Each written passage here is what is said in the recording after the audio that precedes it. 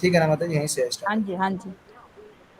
तो कुछ डिवोटीज अगर जो कुछ अपना पिछला शेयर करना चाहें, ये शरत का जो वर्णन है जो पढ़ा, क्या समझ में आया, कुछ अगर शेयर करना चाहें तो प्लीज़ आप बता सकते हैं। वॉलेंटरली अगर कुछ बताना चाहें, एनीवन, एनीबॉडी।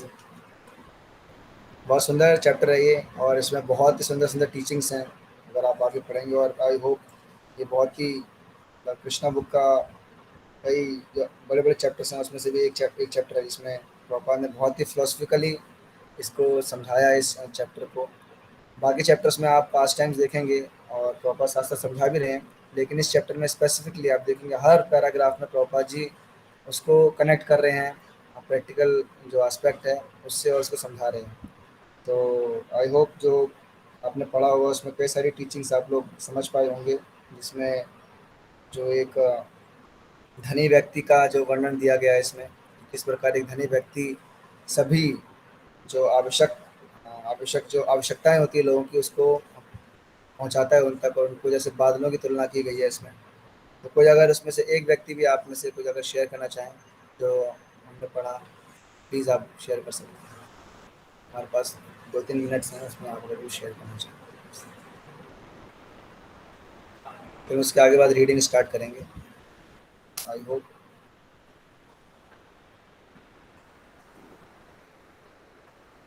ओके, मेरे ख्याल से अभी कोई नहीं करना चाह रहा शेयर। ठीक है, नो इशू। तो हम एक मिनट दीजिए बस।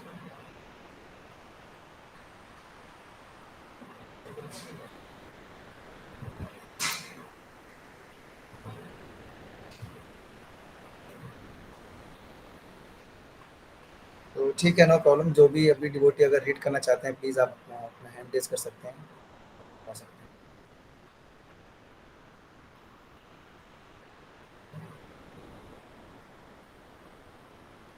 और भी कोई डिवोटीज? हमारे पास फर्स्ट सेकंड थर्ड कैंडिडेट आ चुके हैं, इसके अलावा कोई और है? ओके, ठीक है ईशिका माता जी, आप स्टार्ट कर दीजिए, उसके बाद बाकी। हरे कृष्ण प्रभु जी। हरे कृष्णा। वर्षा ऋतु में संध्या समय वृक्षों की चोटी पर इधर उधर अनेक जुगनू दिखते हैं जो दीपों की भांति टिमटिमाते हैं, किंतु आकाश के ज्योतिषित यथा सूर्य तथा चंद्रमा नहीं दिखते। इसी प्रकार इस कलयुग में नास्तिक या दुष्ट लोग सर्वत्र दिखते हैं, किंतु वास्तविक आध्यात्मिक उत्थान के लिए वैदिक नियमों का पालन करने वाले लोग तुलना जीवों की मेघार्जित ऋतु से की गई है। इस युग में वास्तविक ज्ञान तो सभ्यता की भौतिक उन्नति के द्वारा आच्छादित रहता है। इसमें शूद्र चिंतक, नास्तिक एवं तथाकथित धर्मनिरंतर जुगनुओं की तरह प्रगट होते रहते हैं, जबकि वैदिक नियमों या शास्त्रों का पालन करने वाले व्यक्ति इस युग के बादलों से प्रच्छन्न हो जाते हैं।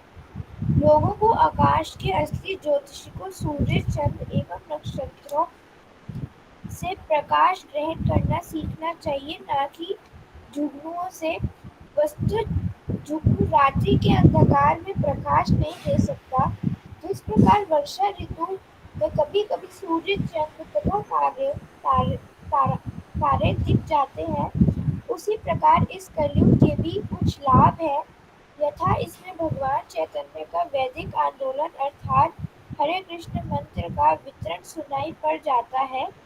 जो लोग वास्तविक प्रकाश की खोज में हैं, उन्हें शूद्र चिंतकों एवं नास्तिकों के प्रकाश की बाट न जोकर इस आंदोलन का लाभ उठाना चाहिए।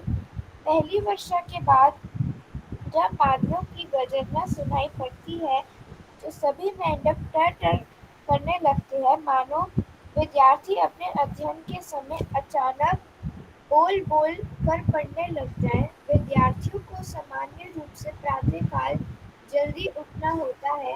वे प्राय अपने आप न जगकर मंदिर में या सांस्कृतिक शाला में घंटी बजने पर जगते हैं।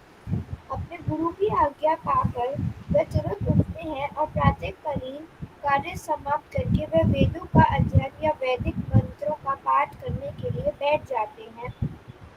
कलयुग में प्रत्येक व्यक्ति अंधकार रात्रि में सोता है, किंतु जब कोई महान आश्चर्य आता हो तो उसकी पुकार मात्र पर वह वास्तविक ज्ञान प्राप्त करने के लिए विद्याधन में जुट जाता है। वर्षा ऋतु में अनेक ताल तलैया नदी नद जल से भर जाते हैं, अन्यथा वर्ष भर वह सूखे रहते हैं।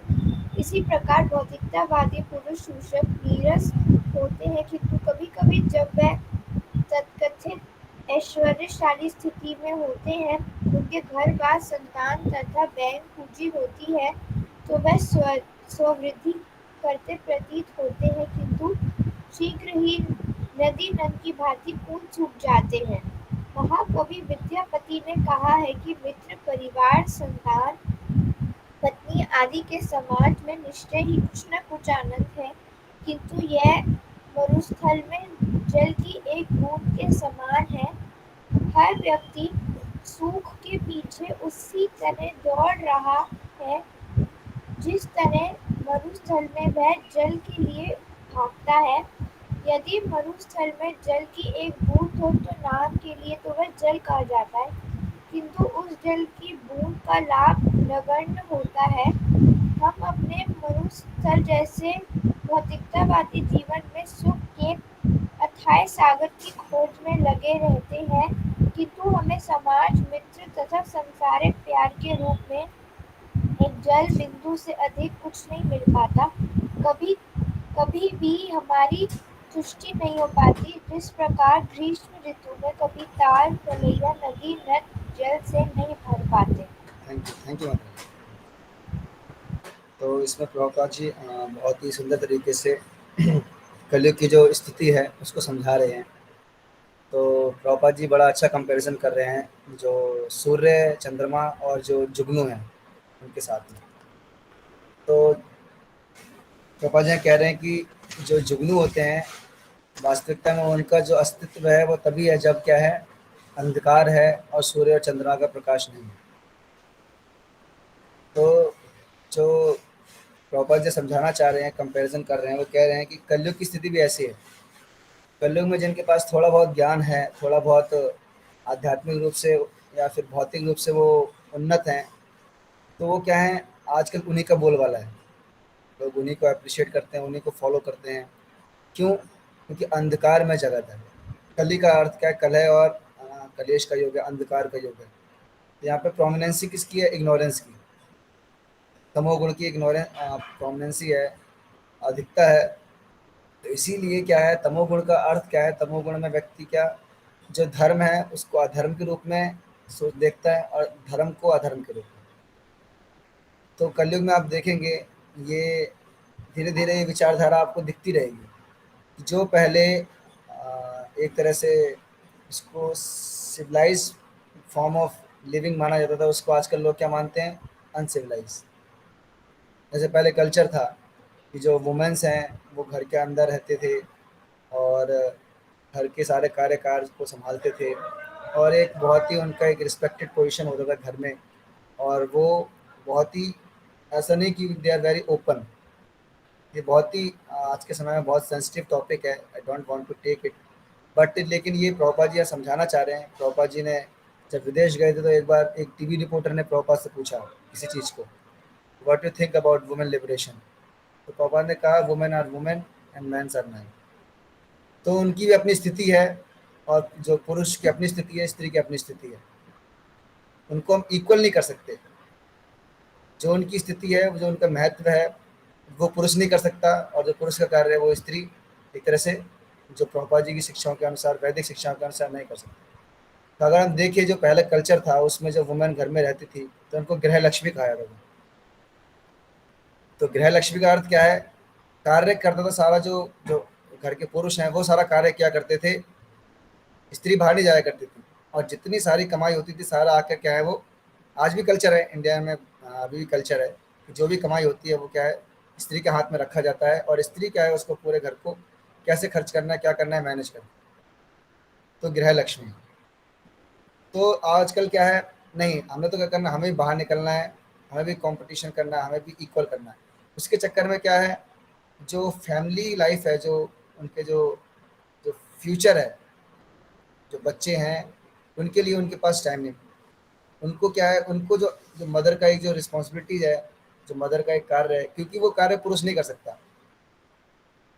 जितना जो सहनशीलता और जितना जो पेशेंस और जितना धैर्य स्त्री के अंदर होता है उतना पुरुष के अंदर नहीं होता। जब बच्चा पॉटी करता है, छोटा होता है, तो जो पुरुष है वो नहीं उसको साफ कर सकता।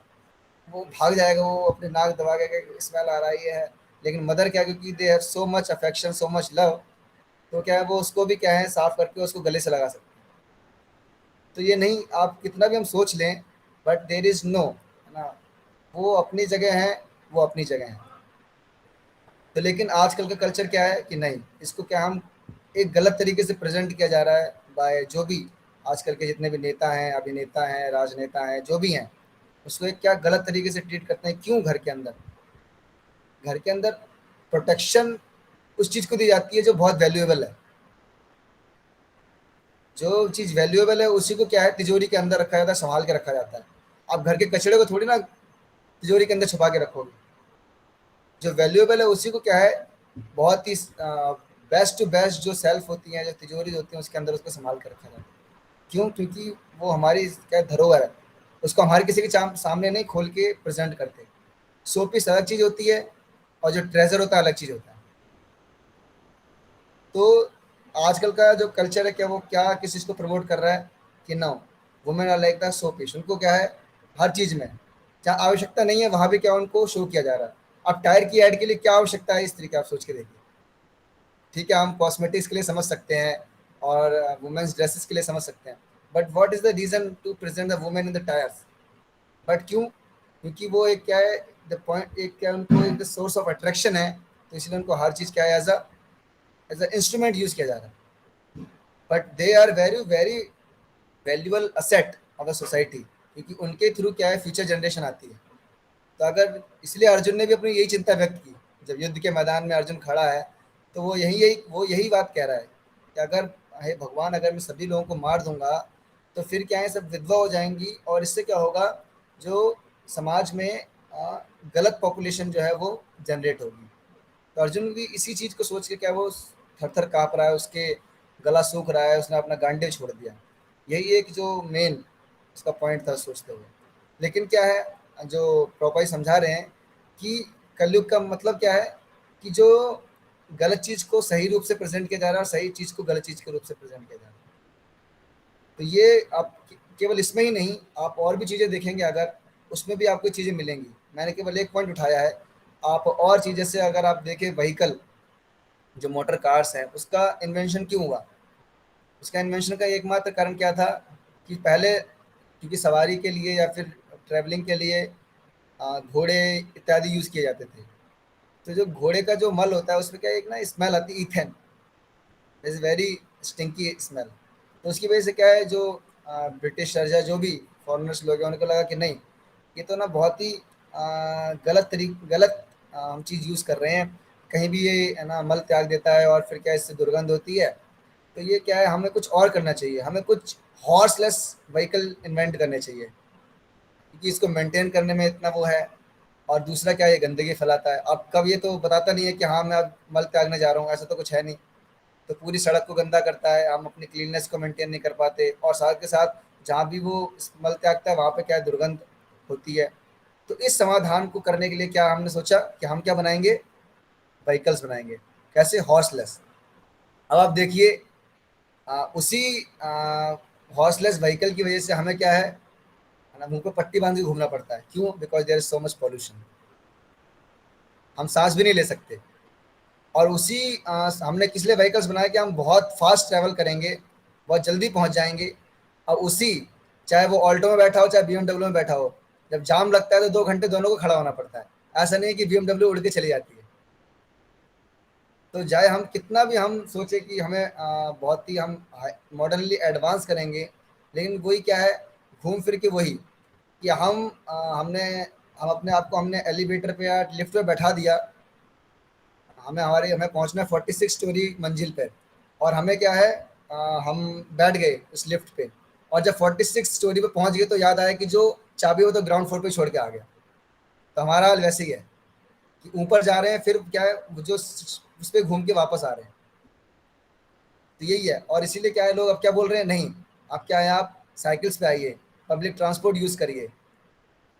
वही व्यक्ति जो पहले जब साइकिल पे चलता था, जब पैदल चलता था, तो कहता था यार कितना कष्ट होता है मुझे, एटलीस्ट मेरे पास साइकिल तो हो, कि साइकिल से चला जाऊँ तो कम से कम मेरे कुछ समय बचे। तो भगवान की कृपा से उसे साइकिल मिल गई।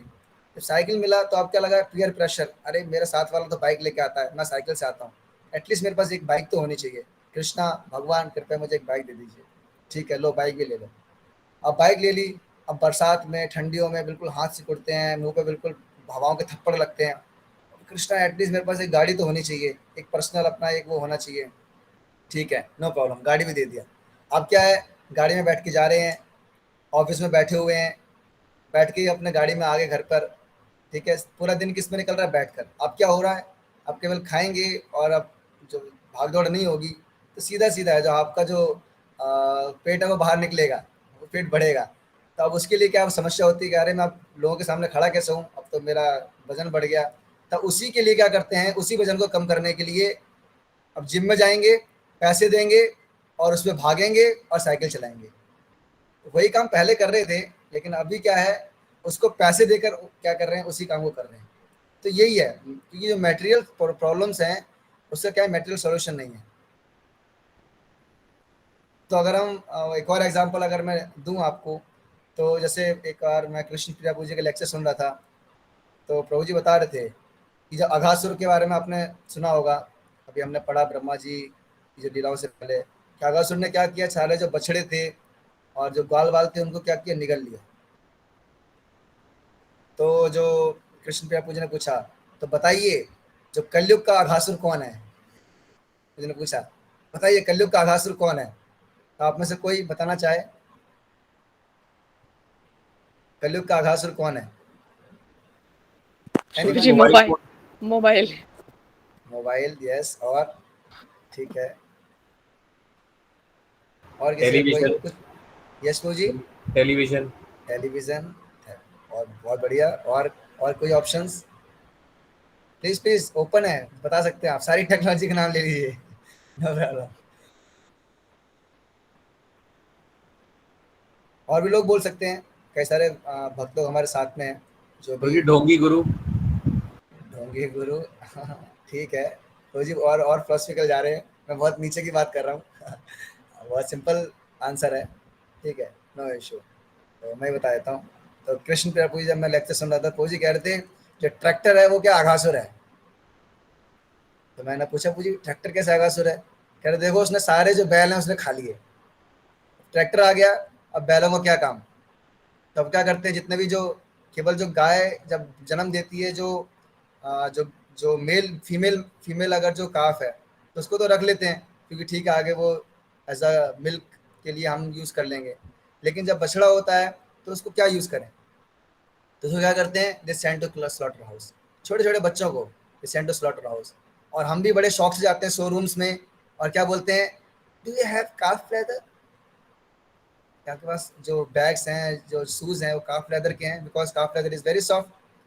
काफ लेदर कैसे लेते हैं, वो चलते हुए पानी, वो खोलते हुए पानी में डाल देते हैं उसको, बच्चे को, और फिर उसका लेदर निकाल लेते हैं। दे डिड दिस, क्यों, क्योंकि अब हमारे पास उसका यूज़ नहीं है। कि पहले तो हम खेतों में उनको यूज़ कर सकते थे, बछड़े होते थे, उनको हम बैल के रूप में उनको यूज़ करके हम खेती के लिए यूज़ करते थे। But now we have tractors, very very good machines. हम एक क्या, इतने हज़ारों एकड़ जोत सकते हैं ट्रैक्टरों के साथ। What is the need of. तो क्योंकि हम मॉडर्नली बहुत एडवांस हो गए हैं, तो हमारा क्या है, एक तरह से आप देखेंगे तो जो रियलिटी है, हम उससे बहुत ही कहीं ना कहीं कुछ ना कुछ अपने हम जो ट्रुथफुलनेस है, जो मर्सी है, उससे हम बहुत, जो धर्म के चार स्तंभ हैं, उससे हम बहुत ही दूर आते जा रहे हैं। तपस्या हो गई, दया हो गई, सत्यता हो गई। सत्यता तो आजकल हम मतलब वो ही नहीं कर सकते। मतलब आपने कुछ भी, हर चीज़ के लिए आपको एफिडेविट या एग्रीमेंट या कुछ ना कुछ चाहिए। मतलब व्यक्ति आपको बोल भी रहा है, फिर भी उसके लिए आपको एक कुछ ना कुछ रिटर्न में चाहिए, साइंड चाहिए। क्यों, क्योंकि बातों का जो है, एक तरह से कहेंगे जो वचन है, उसकी कोई वैल्यू नहीं है। सो जो इतना जो लॉयर इंडस्ट्री है, वो क्यों है, because we are the liars. या जो भी, क्योंकि हम झूठ बोलते हैं, या फिर जो भी सिचुएशन है, क्योंकि लोगों को अपने वचनों पे वो नहीं है, इसी कारण से क्या है पूरा जो जो कोर्ट्स या फिर जो जुडिशियल कार्रवाई है वो होती है। तो मेरा पॉइंट जो था ये समझाने का था कि कलयुग में जो प्रोमिनेंसी है वो किस चीज़ की है, जुगनुओं की। आजकल लोग किसको फॉलो करते हैं? आजकल छोटे छोटे बच्चों को पूछो, do you know Bhim, do you no Arjun? नहीं। आजकल तो नाम भी नहीं रखते बच्चों के। अच्छा बच्चों को इस तरह से वो बोल रहे हैं एटलीस्ट मेरा फ्रेंड है, वो नाम भी नहीं होते, नाम भी पता नहीं कौन सी कॉम्बिनेशन परमुटेशन एंड वो सब होते हैं, तीन चार नाम मिला के एक नाम बनते हैं। तो है ना, उसका मीनिंग्स ही नहीं होते आजकल। तो पहले तो चलो नामों के मीनिंग हुआ करते थे, बट टुडे इज वेरी, उनको निक नेम से या फिर जैसे हम बुलाते हैं। तो बच्चे हैं उनको नहीं पता, उनसे पूछे do you know Bhim, Arjun, Prahlad, Dhruva, नहीं उनको क्या पता है? दे नो स्पाइडरमैन, सुपरमैन, जो भी अलग अलग जो आजकल के जो वो जो भी कार्टून्स हैं जो भी हैं, they know them, they know heroes, they know heroines. But उनको पूछो कि जो वैदिक जो भी हीरोज एंड हीरोइंस हैं, they don't know Lalita and Vishakha.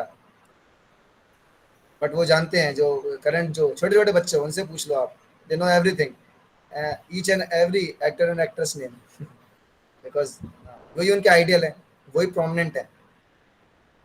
तो क्या है सिचुएशन, क्या है कि जो प्रधानता किसकी है, जो एक तरह से क्या है, बहुत ही फ्लिकरिंग, एक तरह से जो क्या प्रदान कर रहे हैं, कह सकते हैं आप फ्लिकरिंग मटेरियल एंजॉयमेंट, बहुत छोटा सा, ठीक है, उनको देख के हमें थोड़ा सा आनंद मिल जाता है, थोड़ा सा हम हंस लेते हैं, लाइक थोड़ा सा एंटरटेनमेंट हो जाता है।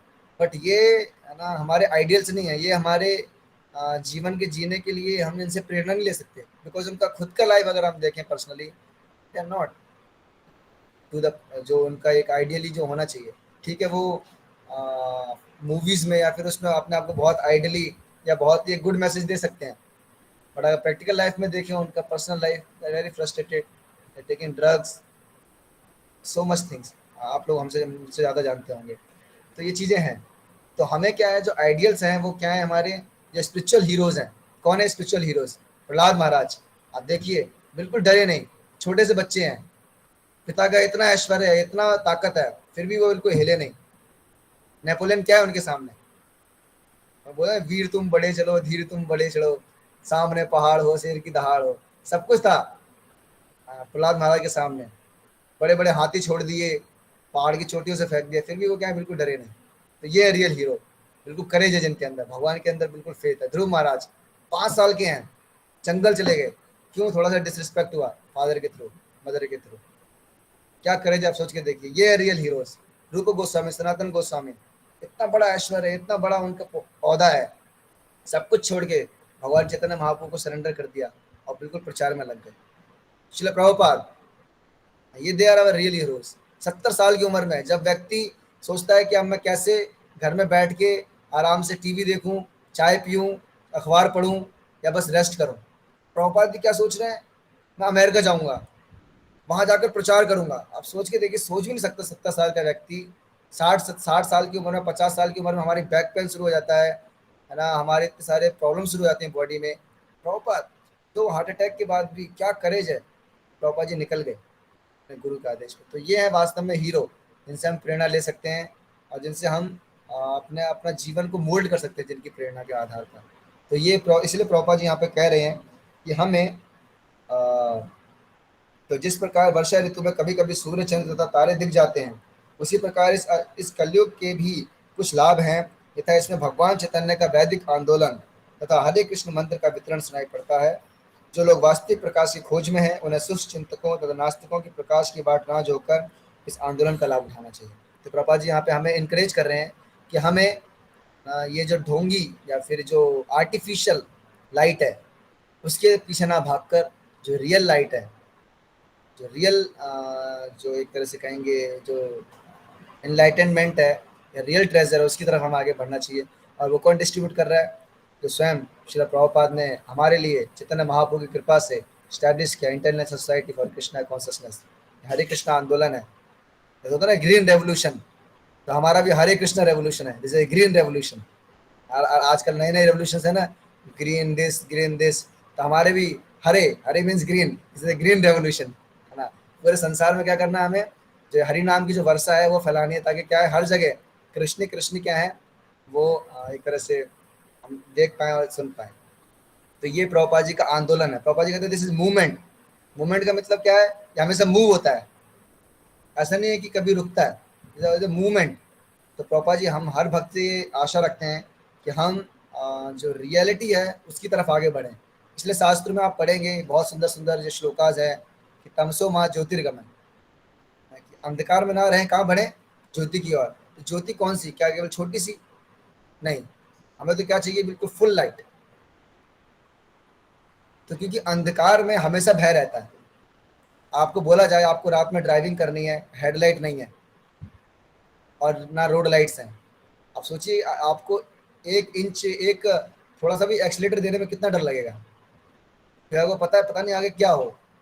आज की सिचुएशन ऐसी है, बिल्कुल कोई उम्मीद नहीं है हम किधर जाएंगे किधर नहीं जाएंगे, बस लोग चला रहे हैं, किस क्षण क्या होगा कुछ नहीं पता। तो इसीलिए जो प्रभुपाद जी का जो आंदोलन है वो क्या है, बिल्कुल उसी सूर्य के प्रकाश की तरह है, जो हर भक्त को क्या है रोशनी प्रदान कर रहा है। और इसमें जो सेकंड जो टॉपिक जो लिया है प्रभुपाद जी ने कि हर व्यक्ति क्या है वो भाग रहा है मटेरियल एंजॉयमेंट के पीछे। तो कोई कह सकता है कि प्रभु जी मटेरियल एंजॉयमेंट, ऐसा तो नहीं है कि मटेरियल एंजॉयमेंट में आनंद नहीं आता है, सुख तो है। हम जब परिवार के साथ बैठकर कहीं घूमने जाते हैं या फिर हम कोई हमारे कुछ घर में कुछ अच्छा वो फेस्टिवल होता है, कुछ भी होता है या फिर कुछ भी खुशी का माहौल होता है, तो बड़ा आनंद आता है प्रभु जी। ऐसा तो नहीं है उसमें सुख नहीं है। तो यहाँ पे प्रभुपाद जी कह रहे हैं एब्सोल्युटली इसमें ऐसा नहीं है कि इसमें सुख नहीं है, लेकिन सुख क्या है, बहुत ही टेम्परेरी है, बस प्रॉब्लम ये है। और हम में से मैं उम्मीद रखता हूँ कोई भी टेम्परेरी सुख की तो आशा नहीं रखता। अब हमेशा चाहेंगे कि जो ये जो सुख है टाइम में हमेशा बना रहे। कोई नहीं चाहता कि मेरे जीवन में ये खुशी का माहौल चला जाए और दुख आए। कोई है क्या, कोई भी नहीं। Everybody wants happiness, permanent happiness. इसलिए हर कोई परमानेंट चीज ढूंढ रहा है, परमानेंट होम, परमानेंट जॉब। तो क्यों परमानेंट के पीछे भाग रहे हैं, क्योंकि अवर नेचर इज परमानेंट, सच्चिदानंद। तो सोल का नेचर है, इसीलिए क्या है वो परमानेंट चीजों को ढूंढता है। तो लेकिन अगर हम परमानेंट होते हुए भी जो टेम्परेरी चीज़ों में अगर एंजॉय कर रहे हैं और फिर दुख भोग रहे हैं फिर एंजॉय कर रहे हैं, तो that is a kind of foolishness. एक तो है कि ठीक है किसी को पता नहीं है, वो अलग बात है, बेचारे को पता ही नहीं है, इसीलिए क्या है वो उसी चीज़ में सुख ढूंढ रहा है। लेकिन पता होते हुए भी अगर हम उस सुख की और आगे नहीं बढ़ रहे, तो वी आर वेरी अनफॉर्चुनेट। तो प्रभा जी कह रहे हैं जो मेटेरियल एंजॉयमेंट कैसे है, जैसे आप डेजर्ट में गए हैं, बहुत प्यास लग रही है, बहुत प्यास लग रही है। अब सोच रहे हैं कहीं कुछ बस मिल जाए, एक पानी का कुछ तालाब मिल जाए, कुछ मिल जाए, बस वहां जाकर मैं अभी पानी पी लूँ। क्योंकि जो प्यास की जो पानी की अहमियत है वो इस्कॉन डिवोटी से ज़्यादा कोई नहीं जानता होगा, आई हो। क्योंकि जब निर्जला रखते हैं तो वी फेल्ट कि पानी की क्या इंपॉर्टेंस होती है। तो हम में से शायद जिन जिन भक्तों ने रखा हो, दे फेल्ट कि हाँ एक दिन कितना मुश्किल होता है बिना पानी के। बस शायद भगवान से ज़्यादा पानी का चिंतन होता है। तो तो इतना इम्पोर्टेंट है ना जो जल है हमारे जीवन में। तो अगर कोई डेजर्ट में है, सोचिए 3-4 दिन से उसको जल नहीं मिला और वो भाग रहा है जल की तलाश में, और दोनों तरफ से क्या है उसको हीट मिल रही है, क्योंकि डेजर्ट में क्या होता है सैंड होती है। और जब सूर्य ऊपर से तप रहा होता है तो सैंड होती है वो नीचे से भी बिल्कुल क्या है बर्न, बिल्कुल हॉट हो जाती है, बिल्कुल इतना कि वो जला दे पैरों में। तो ऊपर से भी क्योंकि वहाँ कोई पेड़ पेड़ तो होते नहीं है, डेजर्ट में देयर इज नो पेड़ कि वहाँ पे जाके बेचारा छाँव में बैठ जाए। एक तो पेड़ नहीं है, ऊपर से भी धूप, नीचे से भी बिल्कुल पैर जल रहे हैं। तो ना वो भाग सकता है ना बैठ सकता है, बस वो तड़प रहा है कि कहीं से कहीं कुछ एक पेड़ मिल जाए, ओसिस मिल जाए जहाँ पे वो बैठ बैठ जाए और कुछ जल पी ले। तो आप सोचिए ऐसी कंडीशन में कोई व्यक्ति ऊपर से हेलीकॉप्टर से आता है और कहता है oh I have water for you, तो बड़ा थैंक करेगा, thank you thank you thank you very much. तो क्या करता है, ऊपर से ही क्या है बॉटल लेता है और बॉटल से क्या है एक ड्रॉप क्या है, कहता है मुंह खोलो, और सोचो वो एक ड्रॉप उसके मुंह में गिरा दे, सोचो क्या होगा। क्या वो उसको थैंक्स कर पाएगा, क्या वो उस पानी को अप्रिशिएट कर पाएगा, बिल्कुल नहीं। वो उसी तरीके से है, बस और प्यास बढ़ जाएगी कम होने की जगह। और यही होता है जितना व्यक्ति मेटेरियली वो एंजॉयमेंट करने का सोचता है, वो हैंकरिंग और बढ़ जाती है। हमारा क्या होता है कि पूजी बस ये हो जाए घर में ना, बस ये चीज़ सेटल हो जाए, इसके बाद भक्ति करूँगा बहुत अच्छे से, भक्ति करूँगी बहुत अच्छे से, बस पूजी ये है ना, बच्चे का एग्ज़ाम हो जाए बस, या फिर प्रभु जी ना बस ये घर में ये शादी का माहौल है, बस ये हो जाए प्रभु जी, इसके बाद तो फिर पूरा हमारा बिल्कुल अच्छे से करेंगे। लेकिन क्या होता है, वो वैसे ही है कि आप समुद्र के किनारे गए और समुद्र के किनारे खड़े होकर आप समुद्र को देख रहे हैं, देख रहे हैं, सुबह से शाम हो गई। तो सामने वाला व्यक्ति पूछता है, भाई क्या हो गया, क्यों सुबह से शाम तक खड़े हो, क्या कारण है, क्यों खड़े हो? तो कहता है, मैं ना अभी बस इंतजार कर रहा हूँ, जब लहरें रुकेंगी तब स्नान करूंगा। तो आप सोच सकते हैं कि समुद्र में ना तो कभी लहरें रुकती हैं, ना कभी स्नान कर पाओगे। तो मेटेरियल जो लाइफ है वो ऐसे ही है, इसमें ये आता रहेगा, ये जो दुख और सुख की तरंगे हैं। आप सोचें कि अच्छा अभी मैं नहाऊंगा, अभी भक्ति करूंगा, अभी भक्ति करूंगा, तो जैसी कंडीशन में जब भी कूद जाइए बस। तो भक्ति में, इसीलिए भक्ति को अहेतु क्या प्रतिहता बोला गया कि जब मौका मिले, जैसे मौका मिले, हम उसमें कूदें और भक्ति का आनंद लें। और इसमें एक चीज़ और भी है कि इसमें आप डूबेंगे नहीं, और डूबेंगे तो मरेंगे नहीं। क्यों? क्योंकि भक्ति रसा अमृत सिंधु है, सागर है, सिंधु है, लेकिन किसका है? भक्ति का रस है और अमृत है। आप डूब भी जाएंगे तो मरेंगे नहीं, क्योंकि अमृत है। तो पेट में जाएगा तो अमृत ही जाएगा। तो आप चिंता मत करिए कि मैं, अगर मुझे तैरना नहीं आता, नो बडी, तैरना आए ना आए, बस कूद जाइए। क्योंकि क्योंकि डर किसके होता है कि मैं डूब के कहीं मर ना जाऊँ। बट डोंट वरी, ये अमृत है और इसमें बहुत ही आनंद है, बहुत ही टेस्ट है। लेकिन हम जब कूदेंगे तभी, हम बाहर ही खड़े रहेंगे तटस्थ शक्ति बनकर, तो we can never enjoy the taste of जो भक्ति है। तो इसमें बस प्रभुपाद जी समझाना चाह रहे हैं कि जो विद्यापति का जो प्रभुपाद जी कोट कर रहे हैं, कि उसमें ये पाया आता है कि तातल सेकते बारी बिंदु सम, सुत्तमित रमनी समाजे।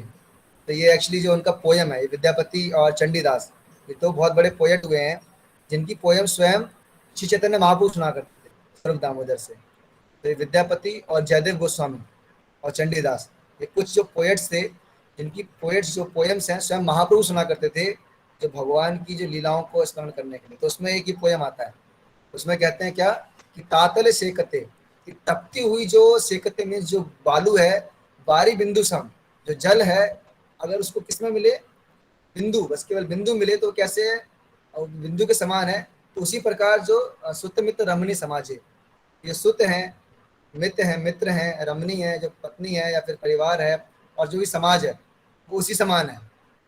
तो ये उनको कंपेयर करते हुए कहते हैं। तो ये कुछ इसमें पॉइंट्स थे, और भी कई सारी चीज़ें मैं चाहूँगा डिवोटीज चैप्टर पढ़ा है और हम रीड कर लें इसको थोड़ा सा। और नेक्स्ट और कोई डिवोटी रीड करना चाहे?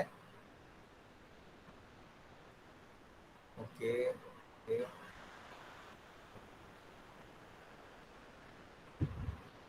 ठीक है। पाठक माता जी, आई थिंक आपने हाथ उठाया। हरे कृष्णा, आवाज आ रही है? हाँ जी, हाँ जी प्रभु जी, पढ़ो। हाँ जी जी माता। हरे कृष्ण प्रभु जी।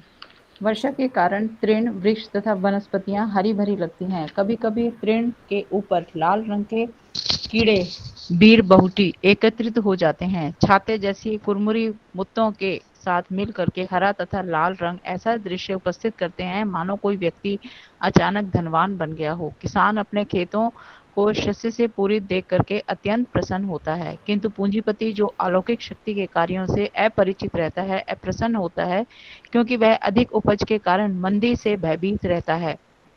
कुछ देशों की सरकारों से पूंजीपति किसानों पर अधिक अन्न उत्पादन के लिए प्रतिबंध लगा देते हैं, क्योंकि उन्हें यह ज्ञान नहीं है कि अन्न का वास्तविक दाता तो भगवान है।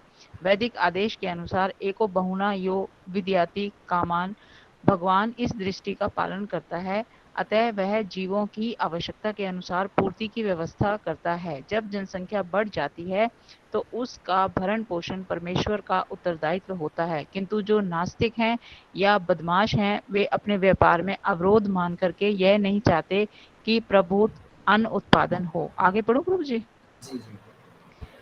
वर्षा ऋतु में सारे जलचर, थलचर तथा नभचर इसी तरह से प्रसन्न हो उठते हैं जिस प्रकार से दीर्घ काल से भगवान की दिव्य सेवा करने वाला व्यक्ति होता है।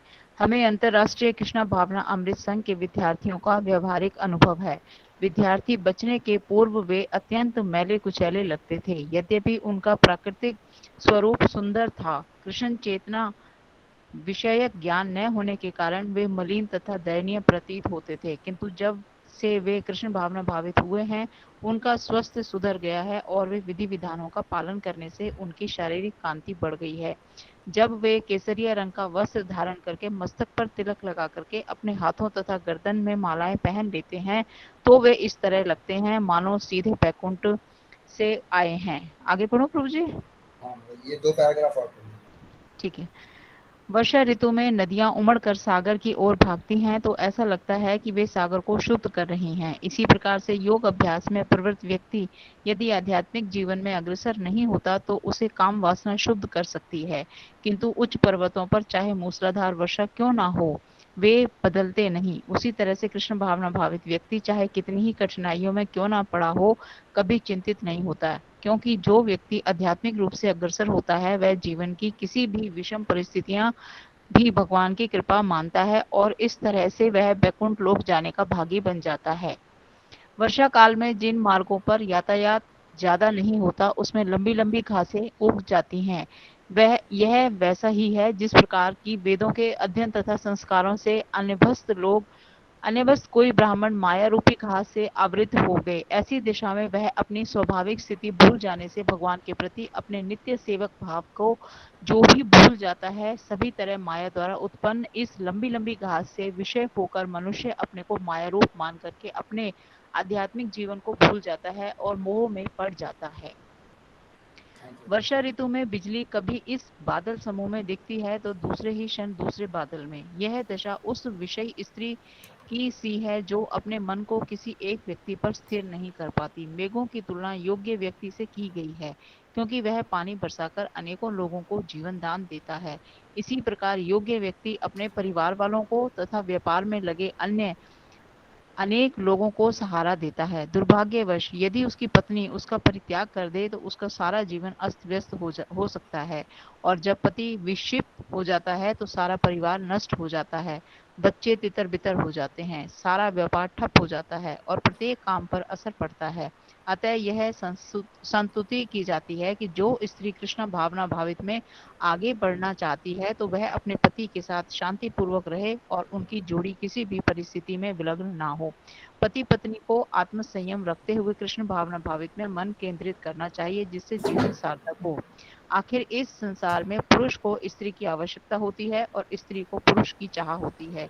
साथ साथ होने पर वे शांति पूर्वक कृष्ण भावना अमृत में लग सकते हैं। उन्हें बिजली की भांति चंचल नहीं होना चाहिए और एक बादल से दूसरे में नहीं चमकते रहना चाहिए। थैंक यू मैडम, धन्यवाद। हरे कृष्ण प्रभु जी। यहाँ पे प्रभुपाद जी इस पैराग्राफ में भी कई सारी महत्वपूर्ण चीज़ों को प्रभुपाद जी समझा रहे हैं। तो पहला जो चीज़ प्रभुपाद जी समझा रहे हैं कि जो आजकल का जो एक बहुत बड़ा प्रोपेगेंडा है, ओवर पॉपुलेशन। जनसंख्या बढ़ गई है। आप देखेंगे बहुत बड़ा प्रोपेगेंडा है पूरे वर्ल्ड में। It is huge over population, और इंडिया में तो स्पेशली इसका बहुत ही ज़्यादा बोलबाला है। जो जनसंख्या बहुत ज़्यादा है, जनसंख्या बहुत ज़्यादा है, ये उत्पादन इतना नहीं है जितना क्या है खपत है। लेकिन देखा जाए तो प्रभुपाद जी समझा रहे हैं कि भगवान, क्योंकि भगवान ही सारी सृष्टि के एक तरह से क्या है पालन करता है, तो ये उनकी जिम्मेदारी है। और अगर देखा जाए तो 84 लाख स्पीसीज में से हम जो कवर करते हैं वो केवल 4 लाख ही कवर करते हैं। देखा जाए तो 80 लाख का जो पालन पोषण भगवान कर रहे हैं, वहाँ पर कभी ऐसा ओवर पॉपुलेशन का या फिर भुखमरी का हाल नहीं हो। वहाँ पर क्या है, हर कोई क्या है उसका अपने आप पालन पोषण हो रहा है और सब कुछ जो जैसे चलना चाहिए वैसे चल रहा है। केवल ह्यूमन जो कल्चर है, ह्यूमन जो सिविलाइजेशन में क्या है ऐसा देखने को मिलता है, ओवर पॉपुलेशन। तो उसका कारण ही क्या है? पहला कारण तो क्या है कि हम जो, क्योंकि भगवान वर्षा करते हैं तो वर्षा के माध्यम से अनेकानेक क्या है जो अनाज है या फिर खेती है उसके माध्यम से अन्न को उत्पन्न करते हैं। लेकिन क्योंकि हम हमारा पर्पस लोगों को खिलाना नहीं है, हमारा पर्पस क्या है उनको उनसे धन अधिक से अधिक खींचना है। तो जो बड़े बड़े ज़मींदार होते हैं, बड़े बड़े जो सेठ होते हैं वो क्या करते हैं कि अगर ज़्यादा पैदावार होगी तो उससे क्या होगा, ज़्यादा सप्लाई होगी तो अपने आप से क्या है, रेट जो है वो कम हो जाएगा, मंदी आ जाएगी। तो जो चीज़ हम अभी बहुत हाईली बेच रहे हैं उसको क्या कर रहे हैं, बहुत सस्ता बेचना पड़ेगा। और इससे क्या होगा, हमारे पास ज़्यादा धन नहीं आ पाएगा, और धन नहीं आएगा इसकी वजह से क्या है, हम अपनी इंद्रिय तृप्ति अच्छे से नहीं कर पाएंगे। ये इंद्रिय तृप्ति के लिए क्या चाहिए, धन चाहिए। तो ये जो मानसिकता है, जो बहुत ही संकीर्ण मानसिकता है, बहुत ही नैरो मानसिकता है कि हम अपने इंजॉयमेंट को देखते हुए, अपनी फैसिलिटी को देखते हुए हम क्या करते हैं, तो बाकी जो लोग हैं उनको क्या करते हैं, एक तरह से कष्ट में रखते हैं, या फिर उनके लिए हम एक नेगेटिव एनवायरनमेंट क्रिएट करते हैं जो उनके लिए अनुकूल नहीं है, अनफेवरेबल है। प्रभुपाद जी बता रहे थे, या फिर मैं किसी डिवोटी से सुन रहा था कि कई बार जो वेस्टर्न कंट्रीज़ में जब पैदावार बहुत ज़्यादा हो जाती है तो उसको अ, और किसी देशों में डिस्ट्रीब्यूट करने की जगह कंट्री क्या करती है, कंट्री का जो गवर्नमेंट है वो उसको बड़े बड़े जो समुद्र हैं उसमें बहा देती है। बड़े बड़े ट्रक जो अनाज है उसको क्या करते हैं, वो समुद्र में बहा देते हैं। क्यों? क्योंकि अगर उसको हम सप्लाई कर देंगे तो क्या होगा, इससे जो लोगों की नीड है वो फुलफिल हो जाएगी, और जब नीड फुलफिल हो जाएगी तो क्या होगा, उसकी डिमांड कम हो जाएगी, और डिमांड कम होने से क्या होगा, प्राइस कम हो जाएगा। और प्राइस कम होने से क्या होगा, डिमांड कम होने से वो हमारे ऊपर डिपेंडेंट नहीं रहेंगे, और डिपेंडेंट नहीं रहेंगे तो हम उनको रूल नहीं कर पाएंगे। तो there is a all about क्या है, जो एक कहेंगे मिसगाइडेड पॉलिटिक्स। पापा जी इसको कई लेक्चर्स में समझा रहे थे। पापा जी एक, जब मैंने अपने इस्कॉन में फर्स्ट टाइम जब मैं जुड़ा था तो I got a one book, law of nature. तो जब मैंने वो बुक पढ़ी तो उससे पहले मैं कई और बुक्स पढ़ा करता था, जो थोड़ा सा स्पिरिचुअली जिसमें नॉलेज हुआ करती थी। तो जब मैंने प्रभुपाद जी का फर्स्ट ये एक पॉइंट पढ़ा था जो मैं सबसे ज़्यादा टचिंग लगा था। तो प्रभुपाद जी उसमें कह रहे थे कि लोग बोलते हैं ओवर पॉपुलेशन, यही पॉइंट था। तो उसमें प्रभुपाद जी कह रहे हैं कि लोग बोलते हैं ओवर पॉपुलेशन है और जो अनाज की उपज है बहुत कम है। लेकिन प्रभुपाद जी दूसरी जगह कह रहे हैं कि वही लोग जो अनाज की कमी बता रहे हैं, वही जो लोगों से क्या, किसानों से क्या उगवाते हैं, चाय, तंबाकू और अफीम। क्यों? क्योंकि इससे क्या मिलता है, अधिक पैसा मिलता है। क्या चाय पीकर किसी की भूख मिटेगी? क्या अफीम और तंबाकू खाकर किसी की भूख मिटेगी? नहीं, भूख तो नहीं मिटेगी, लेकिन क्या होगा, हाँ, जो उगाने वाला है उसको बहुत सारा पैसा मिल जाएगा, क्योंकि एक नशा है। और नशे की लत ऐसी होती है कि व्यक्ति चाहे खाए ना, पिए ना, लेकिन क्या उसको खरीद कर उसको यूज करेगा, यूटिलाइज करेगा। तो ये एक तरह से क्या है, एक बहुत ही नैरो मानसिकता है कि हम क्या है, अपना जो एक तरह से कहेंगे अपना भरण पोषण देख रहे हैं, अपना एंजॉयमेंट देख रहे हैं, लेकिन जो मास ऑफ पीपल है उसके लिए क्या हम एक अनफेवरेबल सिचुएशन क्रिएट कर रहे हैं। तो ये प्रोपा जी यहाँ कह रहे हैं कि क्या है, लोग उसको क्या करते हैं, या तो उसकी जमाखोरी कर लेते हैं, या उसको वेस्ट उसको फिकवा देते हैं, जला देते हैं, या समुद्र में बहा देते हैं, लेकिन उसको बांटते नहीं। ये तो भगवान की तरफ से पूरा फैसिलिटीज हैं। बाबा जी कहते हैं मैं पूरे वर्ल्ड में 14 बार भ्रमण किया है, इतनी जमीन है, इतनी जमीन है कि पूरे संसार का 10 गुना जो अनाज है वो उगाया जा सकता है, इतनी जमीन है। लेकिन क्या है, लोग नहीं। पापा जी बता रहे थे कि अमेरिका में, मैं पापा जी नहीं, मैं एक डिवोटी, बहुत सीनियर डिवोटी, उनके लेक्चर सुन रहा था कि अमेरिका में बड़े बड़े फार्म्स होते हैं, किसके, उनको बोलते हैं कॉर्न फार्म्स। मक्के के फार्म्स होते हैं, बहुत बड़े बड़े कॉर्न फार्म्स होते हैं। तो कॉर्न उगाया जाता है उसमें। तो उसका पर्पस कॉर्न खुद खाने के लिए नहीं होता है, उसका पर्पस क्या होता है, आप सोचेंगे तो हैरान हो जाएंगे कि मतलब क्या मानसिकता है। वो कॉर्न उगाते हैं, बहुत बड़े बड़े कॉर्न्स उगाते हैं, बहुत ही बढ़िया कॉर्न्स उगाते हैं, किसके लिए, गायों को खिलाने के लिए। आप कहेंगे "ये तो बहुत अच्छी बात है, जी कितनी अच्छी गौ सेवा कर रहे हैं, है ना? मक्का उगा रहे हैं, गायों की सेवा कर रहे हैं, गायों को खिला रहे हैं। वो माता जी, प्रभु जी, वो सेवा का भाव नहीं है, वो भोग का भाव है। वो मक्के खिलाते हैं क्योंकि मक्का खाकर क्या होता है, जो गायें बहुत ज़्यादा क्या है, फैटी हो जाती हैं। और जब बहुत ज़्यादा फैटी होती हैं तो वही लोग जो क्या है उनको खिलाते हैं मक्का, और है ना, मक्के की बहुत सुंदर उनको डाइट देते हैं। वही क्या है, उन्हीं को जब वो फैटी हो जाती है तो उनको काट के फिर वो उसको सेल आउट करते हैं। अब देखिए क्या मानसिकता है कि लोग, है ना, इतना वो अपनी जीभ के स्वाद के पीछे वो पड़ चुके हैं कि लोग अपने लिए अन्न भी नहीं उगा सकते। ये उगा भी रहे हैं तो किसके लिए, या किसी और पशु को मारने के लिए। तो ये आजकल की आप देखेंगे संकीर्ण मानसिकता है। कई लोग कहते हैं कि अगर अरे हम नॉनवेज नहीं खाएंगे तो क्या है, ये जो मुर्गियों की संख्या बढ़ जाएगी या उनकी संख्या बढ़ जाएगी, या अलग अलग वो अपने लॉजिक्स देते हैं। बट हमें थोड़ा विचार करना चाहिए, भगवान ने इतनी अच्छी अरेंजमेंट की है, तो आपके इंटरफेरेंस की आवश्यकता नहीं है। Don't become a second God, कि आप नहीं करेंगे, मैनेज नहीं करेंगे, आप अगर KFC में नहीं जाएंगे तो क्या है, मुर्गियों की तादाद बहुत बढ़ जाएगी और ह्यूमंस की तादाद कम हो जाएगी। भगवान का अपने आप अरेंजमेंट है। आप देखेंगे कई सारे जो एनिमल्स होते हैं, they give born many childs, कई सारे उनके बच्चे होते हैं, बट लेकिन वो अरेंजमेंट ऐसा है नेचर का कि उस समय और कालांतर के अनुसार वो अपने आप ही किसी ना किसी तरीके से क्या है, वो लुप्त हो जाते हैं। आपको कुछ करने की आवश्यकता नहीं है कि नहीं बहुत सारे गली में कुत्ते हो गए, ठीक है मैं गाड़ी लेके आऊंगा सबको कुचल दूंगा, आवश्यकता नहीं है। ऑलरेडी क्या है कि वो प्रकृति का ऐसा अरेंजमेंट है, तो किसी ना किसी कारण से क्या है, वो अपना देह त्याग कर ही देते हैं, कुछ ही उसमें से सर्वाइव करते हैं, हम लोगों ने देखा होगा। तो हमें आवश्यकता नहीं है to become a manager of the world. भगवान मैनेज कर रहे हैं और बहुत अच्छे से कर रहे हैं, हमारे मैनेजमेंट से तो खराबी हो रही है। हम तो क्या है, भगवान के कार्य में क्या है, एक तरह से बाधा पहुंचा रहे हैं, प्रॉब्लम क्रिएट कर रहे हैं। तो ये हमें ना कर कर हमें क्या है, उनका, हमें उनके कॉम्पिटिटर नहीं बनना, उनका कोऑर्डिनेटर बनना है, उनको कोऑर्डिनेट करना है, उनको कोऑपरेट करना है। ये हमारी कार्य है, जो सेवक का भाव है। तो यहाँ पे प्रभुपाद जी ने एक पॉइंट ये किया, और दूसरा प्रभुपाद जी अपने जो कृष्णा कॉन्शसनेस मूवमेंट है उसका ग्लोरीज को बता रहे हैं प्रभुपाद जी, कि हमारे जो कृष्णा भावनात्मक आंदोलन को स्वीकार कर कर जो हिप्पीज हैं वो भी क्या बन गए, वो कह रहे हैं they become like a person who came directly from the Vaikuntha, वो वैकुंठ मैन बन गए हैं। क्यों? क्योंकि वो जो मैले कुचैले, जब प्रभुपाद जी बॉर स्ट्रीट में गए थे फर्स्ट, न्यूयॉर्क बॉस्टन में, वहाँ पर इतनी बुरी हालत थी। वहाँ पर लोग नशा कर रहे हैं, नशे का धुआं है, और कितने दिनों से नहाए नहीं, उनके शरीर की दुर्गंध है, और वहीं उन्होंने मलमूत्र त्यागा हुआ है, उसकी दुर्गंध है। आप सोचिए ऐसे सिनेरियो में प्रभुपाद जी वहाँ रह रहे हैं, वहाँ पर वहाँ बैठ कर प्रभुपाद जी उनको क्या है, प्रचार कर रहे हैं, लेक्चर में झूम रहे हैं, वो कुछ सुनाई नहीं दे रहा है, लेटे हुए हैं। सोचिए, आप तो एटलीस्ट उनसे बैठे, वीडियो चाहे भले ही ऑफ है, एटलीस्ट बैठ के सुन तो रहे हैं। वो तो क्या है, बिल्कुल लेटे हुए हैं, उनका वीडियो ऑडियो सब ऑफ है,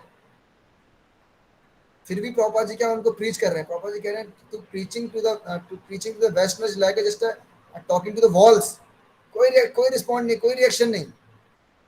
ऐसे लोगों को प्रभुपाद ने प्रचार किया, आप सोचिए।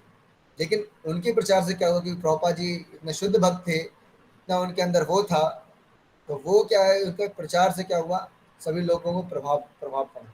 और वही जो हिप्पीज थे, उन्होंने क्या किया, प्रभुपाद जी यहाँ लिख रहे हैं कि अब क्या हो गया, जब से वो कृष्ण भावनामृत में आए हैं तो उनका स्वास्थ्य सुधर गया है, और विधि विधानों का पालन करने से क्या हुआ, उनको शारीरिक कांति बढ़ गई है। तो गुड न्यूज़, जो भी अपना बॉडी लस्टर बढ़ाना चाहते हैं, they have to follow the rules and regulations. उसके लिए अलग से किसी ब्यूटी पार्लर में या फिर किसी अलग स्थान में जाने की आवश्यकता नहीं है। केवल प्रॉपर जी कह रहे हैं जो रूल्स एंड रेगुलेशंस हैं कृष्णा कॉन्शियसनेस के, क्या है, बहुत ही simple, no meat eating, no gambling, no illicit sex, no intoxication. बहुत ईजी है, कोई नशा नहीं, कोई जुआ नहीं, कोई अवैध संबंध नहीं, कोई मांसाहार नहीं। केवल इसके करने मात्र से और हरे कृष्ण मंत्र का उच्चारण करने से क्या होता है, सरलता से हम क्या है, बॉडली, स्पिरिचुअली, मेंटली, इंटेलेक्चुअली, हर तरीके से क्या है, अपने आप को एडवांस कर सकते हैं और अपने आप को रेज कर सकते हैं। बहुत सिंपल तरीका है। तो ये प्रॉपर ने समझा रहे। और क्या है, इसके बाद कि वो लोग सुंदर तिलक लगाते हैं, मालाएं पहनते हैं, तो इससे क्या उनको सौंदर्य बढ़ रहा है। तो ये है वास्तव में व्यक्ति का जो आभूषण, भक्त का आभूषण।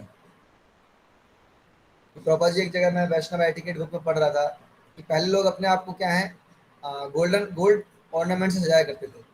आपने देखे होंगे भगवान यहाँ भी, भगवान का अगर या फिर ऋषियों राजाओं का अगर देखा, जहाँ भी उन्होंने कुछ गोल्डन ऑर्नामेंट्स पहने हैं, हाथों में भी पहने हैं, गले में भी पहने हैं, पैरों में भी पहनते थे, earrings, many things, they wear the golden ornaments. Prabhupada कहते हैं in Kaliyuga what the golden ornaments, this tilakas. जब हम तिलक लगाते हैं, they are the golden ornaments. तो यही क्या है, एक भक्त का क्या है, आभूषण है। जब हम माथे पे तिलक लगाते हैं, तो भक्त के जीवन का असली आभूषण क्या है, भगवान के चरण, वही उसके जीवन का एकमात्र आश्रय है। तिलक का अर्थ ही यही है कि हम भगवान के चरणों को धारण करके और उस पर तुलसी पत्र अर्पित करते हैं कि यही मेरी संपत्ति है, देख लीजिए, हो सकता है बाहर लोग मूवी में बोलते हैं मेरा बाप चोर है, we are telling yes, our our our father is also thief, is a butter thief, but is the master of the lord. ठीक है, वो माखन चोर हैं लेकिन इज अवर लॉर्ड। तो हम भी घोषणा करते हैं कि क्या हमारे जो स्वामी वो कौन है, स्वयं श्री कृष्ण है, उनको तुलसी बहुत बहुत प्रिय है। तो ये एक शिक्षा हम देख सकते हैं इसमें। और दूसरा प्रभुपाद जी यहाँ समझा रहे हैं, हाँ, बहुत अच्छा ये पॉइंट है यहाँ पर कि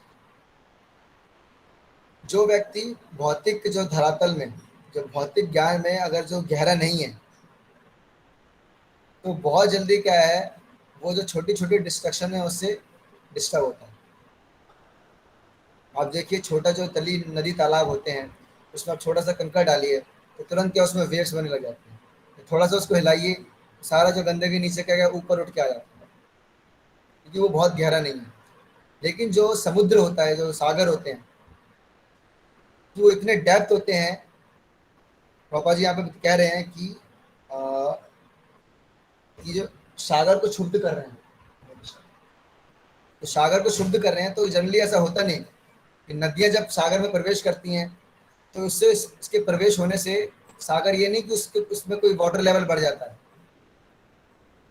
वो अपनी जगह उतना ही स्थिर रहता है। इसलिए भगवान भी भगवत गीता में इसका उदाहरण दे रहे हैं कि आपूर्ण मालम अचलम प्रतिष्ठम। गीता में पढ़ेंगे, आई होप 6th कैंटो में 6th चैप्टर में प्रभा थोड़ी कृष्ण समझा रहे हैं कि जो सागर है, एक योगी का मन कैसा होना चाहिए, बिल्कुल सागर की तरह गहरा। इसमें कितनी भी डिजायर्स आए, डिजायर्स रूपी रिवर्स जो आए, उसको डिस्ट्रैक्ट ना करना। तो यहाँ पर प्रभुपाद जी उसको जो डिजायर्स हैं, जो प्रभुपाद जी यहाँ पर काम वासनाओं के बारे में बता रहे हैं कि जो जो डिजायर फॉर सेक्स है, अगर वो क्या है व्यक्ति को योगी को क्या है डिस्ट्रैक्ट करती है। और आप देखेंगे कि इतिहास में ऐसे कई सारे जो एग्जाम्पल्स हैं कि they are very deep in meditation, but because they are not in devotional service, छोटा सा एक वेव आया ना जो डिजायर्स का, तो क्या है वो डिस्ट्रैक्ट हुए और उन्होंने क्या है अपने जो योगाभ्यास से वो च्युत हो गए। तो हमने पहले पढ़ा था सौबरी मुनि का उदाहरण पढ़ा था, आप लोगों ने सुना होगा। और हम विश्वामित्र मुनि, दे आर फेमस, उनका हम एग्जाम्पल सुनते हैं। तो ऐसे कई सारे एग्जाम्पल्स हैं शास्त्रों में, they are very deep in meditation but not deep in devotional service. तो इससे क्या हुआ, उनका जो योगाभ्यास था वो कुछ समय के लिए तो रहा, लेकिन फिर उसके बाद क्या हो गया, वो समय के साथ वो उससे गिर गए वो। लेकिन जो भक्त है, भक्त किसके समान है, पर्वत के समान। पर्वत के ऊपर चाहे कितनी बिजली, कितने पहाड़, कितना भी कुछ गिरे, कितना भी पानी गिरे, वो टस से मस नहीं होता। तो इसके बेस्ट उदाहरण कौन है बताइए, कि कितना भी उनके ऊपर प्रभाव पड़ा माया का, लेकिन वो प्रहलाद भगवान, हरिदास ठाकुर प्रभु जी, हरिदास ठाकुर, यस, वेरी, जो हमारे आचार्य हैं, नाम आचार्य हैं, प्रहलाद भक्त भक्त प्रहलाद महाराज, बिल्कुल कुछ प्रभाव नहीं पड़ा उनको। तो जो हरिदास ठाकुर हैं, तो हरिदास ठाकुर क्या है, बिल्कुल वो उस पर्वत के समान दृढ़ हैं कि मुझे क्या करना है, भगवान का 1 लाख नहीं 3 लाख नाम जप करना है, 192 राउंड्स डेली। हम इमेजिन भी नहीं कर सकते, हम अगर 16 से 19 बोला जाए तो हमारे तोते उड़ जाते हैं। अच्छा 19 भी करनी है, 3 राउंड एक्स्ट्रा। लेकिन सोचिए 192 राउंड्स, क्या करेज होगा, क्या लव होगा उनका हरिनाम के प्रति।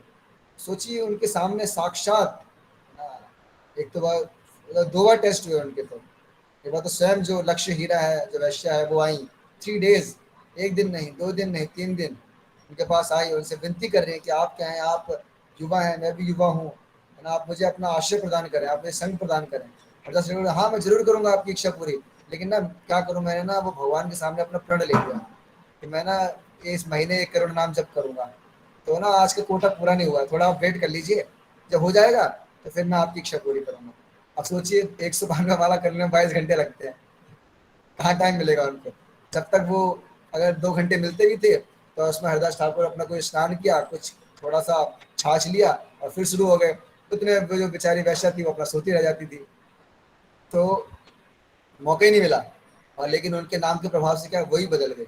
स्वयं माया देवी आई हरदास ठाकुर के पास, लेकिन क्या है उनके प्रभाव से क्या हो गया, माया देवी क्या है, उनके चरणों में पड़ गई और उनसे क्या है, उनसे जो कृष्ण प्रेम की भिक्षा मांग रही हैं। तो जो चैतन्य चरितमृत में एक प्यार आता है कि माया देवी प्रेम मांगे इति के विस्मय। कि हरिदास ठाकुर के सामने दंडवत करके माया देवी प्रेम मांग रही हैं, इसमें कोई विस्मय नहीं है, क्योंकि जो हरिदास ठाकुर का पद इतना श्रेष्ठ है हरिनाम के प्रति। तो भक्त की स्थिति ऐसी है, वो क्या है, एक पर्वत के समान है, कुछ भी हो जाए वो हिलेगा नहीं। तो ये एक प्रॉपर जी समझा रहे हैं। कई सारे पॉइंट्स हैं, लेकिन क्योंकि टाइम हमारे पास कम है तो मुझे और कई सारे एग्जांपल्स याद आ रहे हैं, but I am trying to go forward, तो कि इसको कंप्लीट भी करना है। तो एक और जो यहाँ पे प्रभुपाद जी समझा रहे थे, आप बता दीजिए ना प्रभु जी, आप अगर 5 बताएंगे तो हम जैसों को तो 2 ही याद रहेंगे। जी माता जी। तो इसमें एक और चीज़ थी, हाँ, ये जो नेक्स्ट टॉपिक है इसमें बहुत प्रॉपर जी 2 और टॉपिक्स मैं कवर करूँगा, आई होप हमारा थोड़ा टाइम है। यहाँ पे प्रॉपर जी समझा रहे हैं कि जब आप जैसे जो भी अपने से गांव में रहे हैं, मेरा इतना ज़्यादा एक्सपीरियंस नहीं रहा गांव का, थोड़ा बहुत कभी कभार हम छुट्टी मनाने के लिए समर वेकेशन चले जाया करते थे। There is no no much experience of village, but जो भी आई होप कई सारे जो माताओं प्रभु जी का एक्सपीरियंस होगा। जब भी हम जो है ना, जो मेन रोड्स होते हैं गांव के, एक तो वो होते हैं और एक पगडंडियाँ होती हैं, बेड़ इत्यादि जो खेतों के चारों तरफ जो कवरिंग की जाती है, उसके 2 खेतों के बीच में कुछ कई बार क्या है, वो रास्ते बना दिए जाते हैं उसको, क्योंकि उसमें बार बार क्या है, लोग अगर वॉक करते हैं तो उस पर घास नहीं उगती है और वो बिकम लाइक अ शॉर्टकट्स या फिर एक छोटे रोड बन जाते हैं, जिससे क्या है, व्यक्ति आवागमन करता है।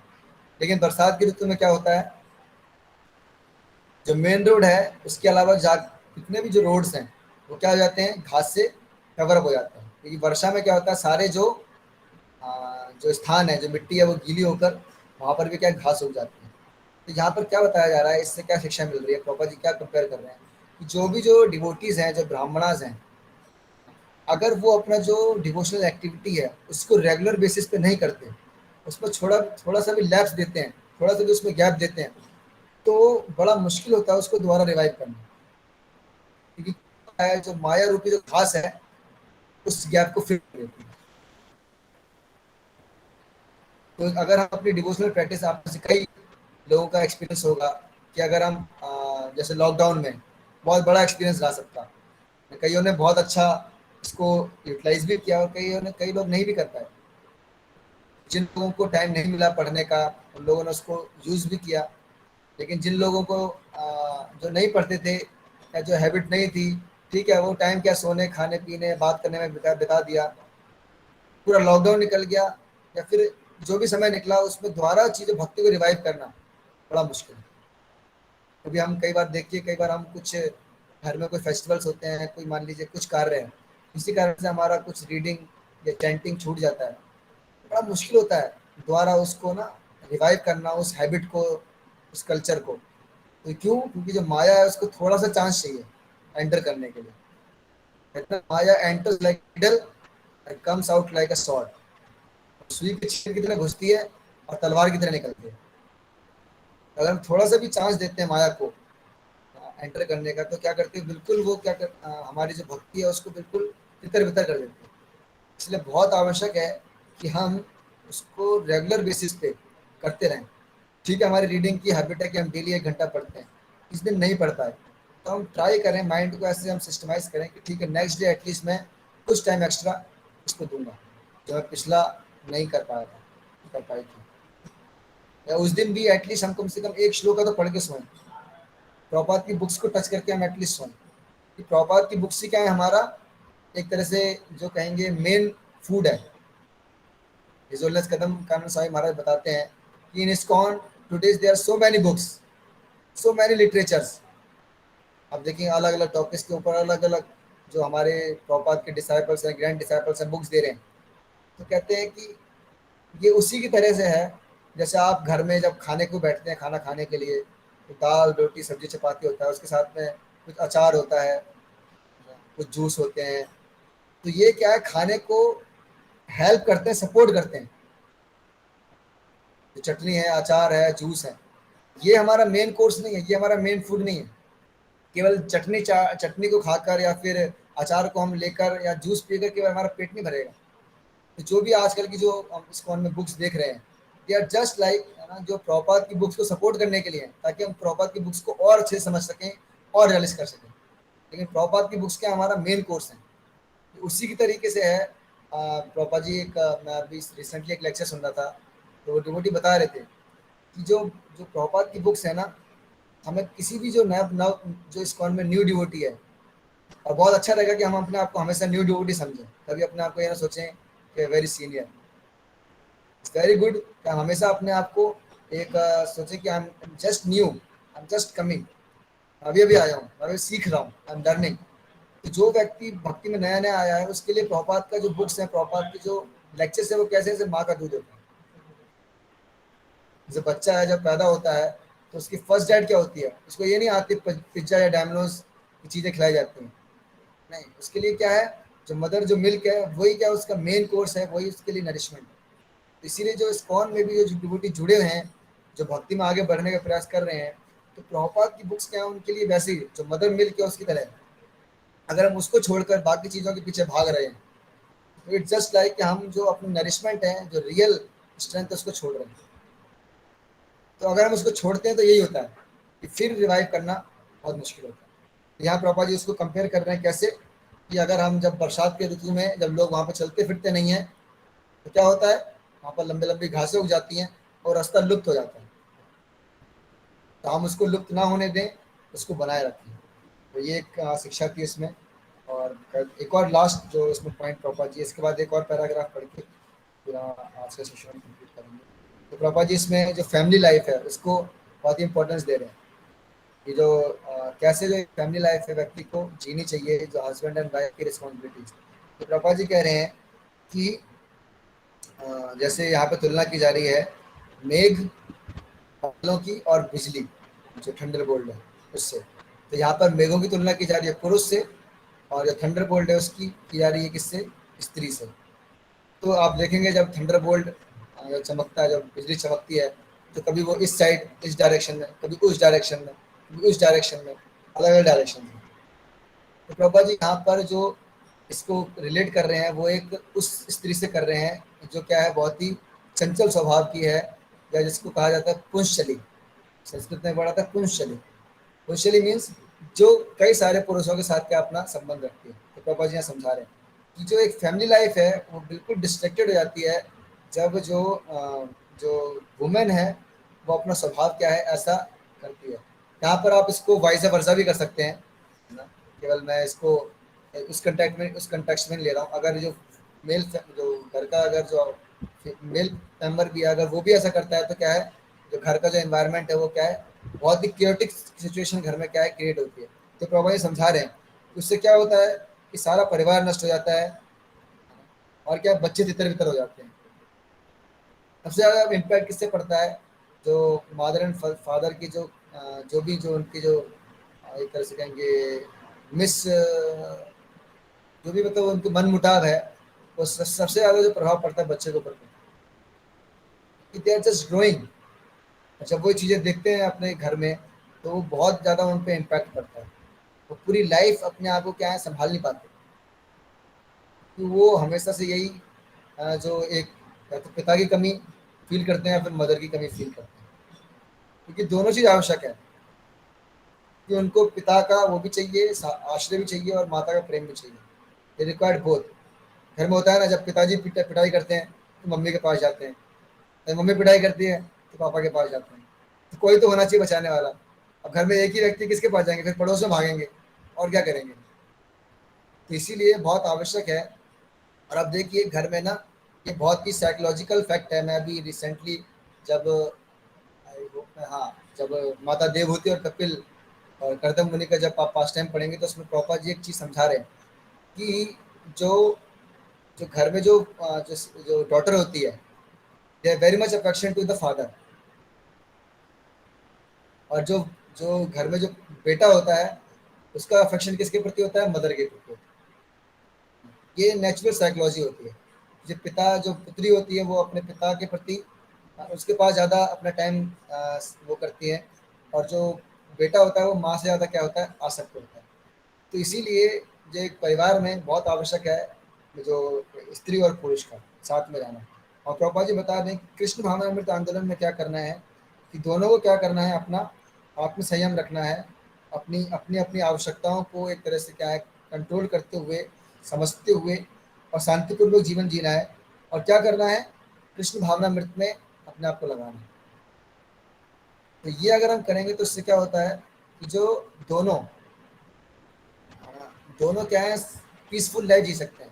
तो प्रभा जी बताते थे कि if husband is a good devotee and the women is supporting her in devotional service, तो क्या है दोनों बैक टू गॉड जाएंगे। वुमेन को आवश्यकता नहीं है अलग से है ना कुछ और ऑस्टिरिटीज करने की। वो केवल अगर सिंपली अपना 16 माला का जप और 4 नियमों का पालन और जो थोड़े बहुत नियम हैं जो गोपाल जी ने बताए हैं, अगर उसका पालन करती है और पति को जो उसका प्रचार कार्य उसमें सहायता करती है, उसको आवश्यकता नहीं अलग से कुछ और ऑस्टिरिटी करने की। वो केवल उसको सपोर्ट करने मात्र से ही क्या है वो भगवत धाम जा सकते हैं। गोपाल जी एक पर्पण में समझा रहे हैं। देखिए कितना बेनिफिट है। ये पति कोई भी कार्य करता है उसका 50% उसको अपने आप ही मिल जाता है। तो ये बहुत आवश्यक है जो घर में मेल मेंबर्स भी हैं कि वो क्या है अपना जो स्पिरिचुअल लाइफ है उसको बहुत ही अच्छा रखें, क्योंकि घर में वही मुखिया है और जो मुखिया होता है उसी को देखकर क्या है पूरा परिवार उसको फॉलो करता है। तो ये एक शिक्षा थी यहाँ पर। तो मैं लास्ट रिक्वेस्ट करूँगा, नीति माता जी पढ़ सकते हैं। माता जी ने कई बार हैंड रेस किया। रूमा माता जी से मैं रिक्वेस्ट कर लूँगा नेक्स्ट टाइम के लिए। माता जी नेक्स्ट टाइम प्रभु जी जिन्होंने प्रभु जी हरे कृष्णा प्रभु जी जिन्होंने नहीं पढ़ा है वो लोग पढ़ लें, कोई बात नहीं। मैं तो हर बार हैंड रेस मेरे कर ख्याल से लेती वो हूँ। लोग हैंड रेस नहीं कर रहे थे, तो आप पढ़ सकते हो। अच्छा ठीक है प्रभु जी। हाँ, अब 2 पैराग्राफ्स पढ़ लीजिए, बस इसको मैं समराइज करूँगा। हम्म। हरे कृष्णा। कभी कभी घन गर्जन के अतिरिक्त इंद्रधनुष भी दिखाई पड़ता है, जो बिना डोरी वाले धनुष की तरह होता है। वास्तव में जब धनुष के दोनों सिरों को डोरी से बांध दिया जाता है तो वह झुक जाता है, किंतु इस इंद्रधनुष में कोई डोरी नहीं रहती, फिर भी यह आकाश में इतने सुंदर ढंग से टिका रहता है। इसी प्रकार भगवान जब इस भौतिक जगत में अवतरित होते हैं तो वे सामान्य व्यक्ति के भांति प्रतीत होते हैं, किंतु वे किसी भौतिक आधार पर नहीं टिके होते। भगवत गीता में भगवान कहते हैं कि मैं अपनी ही अंतरंगा शक्ति से प्रकट होता हूँ, जो बहिरंगा शक्ति के बंधन से सर्वथा स्वतंत्र रहती है। सामान्य व्यक्ति के लिए जो बंधन तुल्य है वही भगवान के लिए स्वतंत्रता है। वर्षा ऋतु में बादलों के कारण चांदनी ढकी रहती है और कभी-कभी ही दृष्टिगोचर होती है। कभी-कभी चंद्रमा बादलों के साथ चलता प्रतीत होता है, किंतु वह स्थिर होता है। बादलों के कारण वह चलायमान लगता है। इस प्रकार जो व्यक्ति इस चलायमान भौतिक जगत के साथ अपनी पहचान करता है, उसकी वास्तविक आध्यात्मिक कांति मोह से ढक जाती है और भौतिक कार्यों की गति के कारण वह अपने को जीवन के विभिन्न क्षेत्रों में गतिशील मानता है। यह अहंकार के कारण है, जो आध्यात्मिक तथा भौतिक सत्ता के बीच विभाजन रेखा है। जिस प्रकार चलता हुआ बादल चांदनी तथा अंधकार के बीच की विभाजक रेखा होता है। वर्षा ऋतु में जब बादल पहली बार दिखते हैं तो मोर उन्हें देखकर आनंदित होकर नाच उठते हैं। मोरों की तुलना उन व्यक्तियों से की जा सकती है जो भौतिक जीवन से त्रस्त हैं, और यदि उन्हें किसी भगवत भक्त का सानिध्य प्राप्त हो जाता है तो उनमें प्रकाश जाग उठता है और उनका मन मयूर नाच उठता है। हमें इसका व्यवहारिक अनुभव है। हमें बहुत से विद्यार्थी कृष्ण भावना अमृत आंदोलन में आने के पूर्व अत्यंत शुष्क तथा खिन्न थे, किंतु भक्ति के संसर्ग में आने पर वे मयूरों की भांति थिरकते दिख रहे हैं। थैंक यू पौधे माता त... जी, थैंक यू। ओके। टाइम हो चुका है, तो मैं बस इस पैराग्राफ को थोड़ा सा तो इसमें प्रभुपाद जी बहुत ही इलाबरेट। आप देखिए ऑटो में बहुत ही सुंदर है। आप वर्षा ऋतु जब भी हो तो इसको आप इस चैप्टर से कई सारी चीज़ें कोरिलेट कर सकते हैं। जब भी वर्षा ऋतु आती है तो अगर आप ये चैप्टर पढ़ेंगे तो हर चीज़ को क्या है भगवान से कोरिलेट कर सकते हैं, भगवान से कनेक्ट कर सकते हैं, या फिर इससे बहुत सारी टीचिंग्स ले सकते हैं। तो अच्छा है कि हम हर जो ऋतु हैं उसको क्या है एटलीस्ट वर्षा ऋतु को तो हम क्या है उसमें हम अपने आप उसको स्पेशलाइज कर सकते हैं। प्रभुपाद ने बहुत अच्छे तरीके से एक एक चीज़ को आप देखिए इसमें डिटेल में चाहे मयूरों का नाचना है, चाहे बिजली का कड़कना है, चाहे घासों का उगना है, चाहे छोटे छोटे जो क्या कहते हैं उनको लेडी बर्ड कहते हैं उनका आना है। जो भी एक एक एक्टिविटीज़ को भागवतम में बहुत अच्छे से समझाया गया है, और उसको देखकर हम क्या है हमेशा भगवान को रिमेंबर कर सकते हैं। ये सबसे बड़ी क्या है, हमारे पास एक सुविधा है। ये लोग कहते हैं कि हम भगवान को कैसे देखें, भगवान को कैसे रिमेंबर करें। So much facilities in Srimad Bhagavatam कि हम एक एक एक्टिविटीज़ को देखकर क्या है भगवान को रिमेंबर कर सकते हैं। तो इसमें जो प्रभुपाद जी समझा रहे हैं कि जो इंद्रधनुष का उदाहरण दे रहे हैं कि इंद्रधनुष में कोई डोरी नहीं होती, लेकिन फिर वो आकाश में टिका हुआ है। तो भगवान भी इस भौतिक जगत में विद्यमान होते हैं, लेकिन वो किसी प्रकार भी माया से ग्रस्त नहीं। इसलिए भगवान कहते हैं क्या कि अवजानंती माम बुढ़ा मानुषिम तनुमाशता, जो लोग क्या हैं वो मुझे क्या सोचते हैं कि मैं जब इस जगत में प्रकट होता हूँ तो मनुष्य रूप धारण करता हूँ और माया से ग्रस्त होता हूँ। लेकिन जो माया है क्या है, वो माया दक्षिण प्रकृति श्रेयते सराचर, और जो माया है वो क्या है मेरे अधीन रहती है। भगवान मायाधीश हैं, माया के अधिपति हैं, उसके अध्यक्ष हैं, उसके प्रेसिडेंट हैं। तो माया कभी क्या है भगवान को अधीन कर ही नहीं सकती। तो ये भगवान की स्थिति है। जिस प्रकार इंद्रधनुष भले ही वो धनुष की तरह मुड़ा हुआ है, लेकिन कभी भी उसमें कोई डोरी नहीं होती, बिना डोरी के मुड़ा हुआ है। उसी प्रकार भगवान ने मनुष्य रूप रखा है, तो लेकिन वो ऐसा नहीं है कि मनुष्य रूप रखने की वजह से भगवान भी क्या है मायाग्रस्त है। वो हमेशा क्या है माया मुक्त है, माया के ईश्वर हैं। तो एक ही शिक्षा है।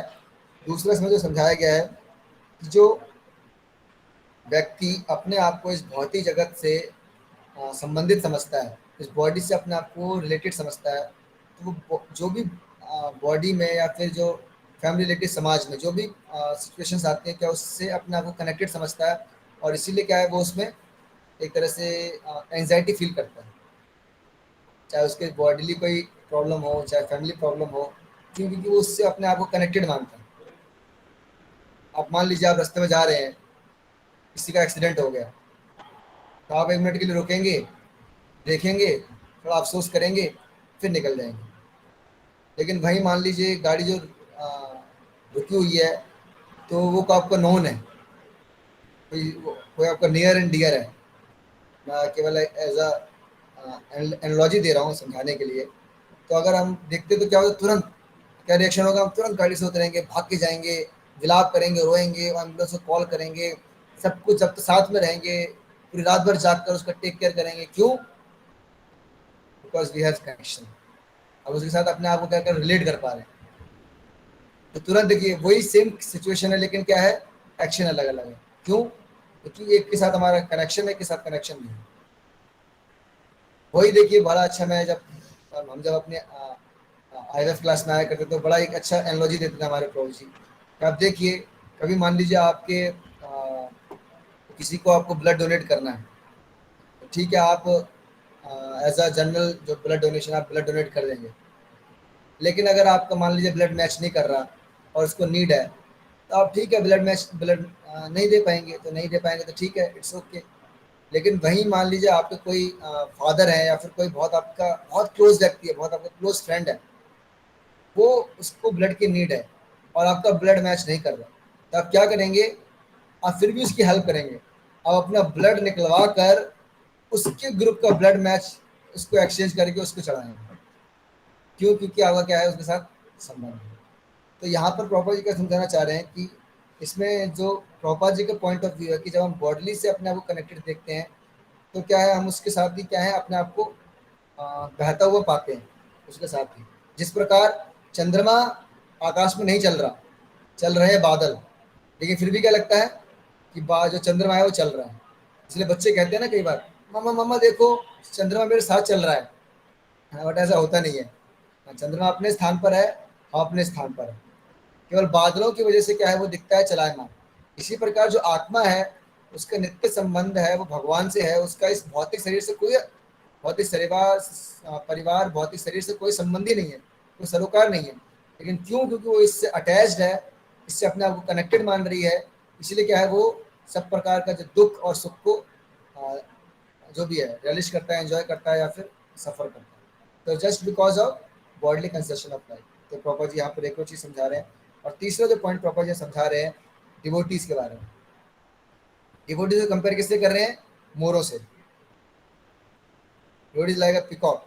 और एक और एनालॉजी दे रहे हैं कि जो बिल्कुल जो भीषण गर्मी से त्रस्त, जो भौतिकता के ताप से जो ग्रस्त लोग हैं, जब वो भक्ति को अपनाते हैं तो उनके अंदर जो उन्माद और उनके अंदर जो प्रसन्नता होती है वो बिल्कुल वैसी होती है जो मोर है जब वो बारिश के बादलों को देखता है। अब देखिए जब मोर नाचता है, इट्स लुक सो ब्यूटीफुल। उसके जो सुंदर जो ब्यूटीफुल पंख हैं, हर कोई जब पंख जब मोर नाचता है तो जो नहीं भी किसी की इच्छा होती है वो भी क्या है उसकी तरफ देखता है और उसकी तरफ मतलब देख के बड़ा आकर्षित होता है। पापा जी भी यहाँ पे कह रहे हैं कि जो मोर हैं वो भी क्या है, जो डिवोटीज हैं, जब वो कृष्ण भावनामृत में आए तो उसके बाद क्या हुआ, उनके हृदय में जो आनंद और उद्गार आया उससे क्या हुआ, वो भी क्या है हरिनाम संकीर्तन में निकलते हैं और खूब उत्साह से नाचते हैं। बाहर तो नाचने के लिए आप देखिए जो बाहर का जो इन्वायरमेंट है, कल्चर है, बाहर नाचने के लिए या कुछ करने के लिए पहली बात तो लोग है ना बहुत ही उनको अरसा हो जाता है कि वो कभी गुनगुनाते हैं, गाते हैं या फिर नाचते हैं। बस हाँ कभी कोई शादी हुई, कोई त्यौहार हुआ, थोड़ा सा नाच लिए। हमारे कृष्ण भावना आंदोलन में देखिए कितने कितने भगवान की कृपा है कि हम सुबह 4:30 उठते ही नाचना शुरू कर देते हैं, गाना शुरू कर देते हैं और रात के 9 बजे तक यही चलता रहता है। व्यक्ति में जीवन में व्यक्ति को क्या चाहिए, तो ये तो नाचे गाएं मौज करें और क्या चाहिए लाइफ में। ये कृष्णा कॉन्शसनेस में है। सुबह उठ के आप गाना शुरू करिए, नाचना शुरू करिए, कोई नहीं रोकेगा। आप सोचिए घर में आप सुबह सुबह उठ के नाचना शुरू करते हैं, लोग कहेंगे क्या हो गया भाई, सब कुछ मिर्गी आगे क्या हो गया। लेकिन क्या है in Krishna consciousness, because there is so much fulfilness, there is so much enjoyment, devotee सुबह से लेकर रात तक भी है ना वो नाचते हैं, गाते हैं, भगवान का कीर्तन करते हैं, वो कभी थकते नहीं।